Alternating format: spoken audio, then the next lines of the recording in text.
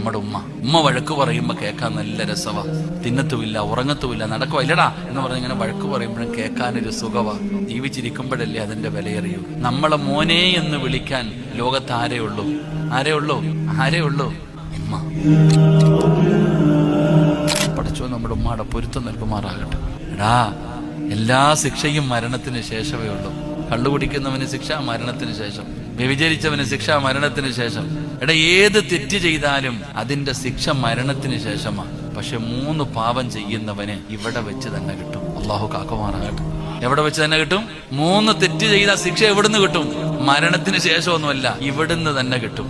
ആ 3 തെറ്റുകളിൽ ഒരു തെറ്റ് ഉമ്മാനെ വേദനിപ്പിക്കല. അള്ളാഹു കാത്തിരക്ഷിക്കുമാറാകട്ടെ. അള്ളാഹു പലപ്പോഴും ഞങ്ങളുടെ ഉമ്മാനെയൊക്കെ ഞങ്ങൾ പലതും പറഞ്ഞിട്ടുണ്ട്. നീ പുറത്തേരനെ വിടച്ചവൻ, ഉമ്മയ്ക്ക് സങ്കടമൊന്നും ഇല്ലട, എന്ത് ചെയ്താലും ഉമ്മ ഇങ്ങനെ ചിരിക്കും. ഉമ്മ ആരെന്നറിയോ? വഴക്ക് പറഞ്ഞ ആർക്കെങ്കിലും ഇഷ്ടമാണോ? നമ്മൾ ആരെങ്കിലും വഴക്ക് പറഞ്ഞ മോൻ ദേഷ്യപ്പെട്ട നീ ദേഷ്യപ്പെടുന്നോടാന്ന് ചോദിക്കും. ഭാര്യ ദേഷ്യപ്പെട്ട ഭാര്യയോട് തുമ്മ. ആരോട്, ഉസ്താദാകട്ടെ ആരുമാകട്ടെ, ആര് നമ്മളെ വഴക്ക് പറഞ്ഞാലും നമുക്ക് ദേഷ്യം വരും. പക്ഷെ ഒരാള് പറഞ്ഞാൽ നമുക്ക് ചിരി വരും. ആരാത്? നമ്മുടെ ഉമ്മ വഴക്ക് പറയുമ്പോ കേൾക്കാൻ നല്ല രസവാ.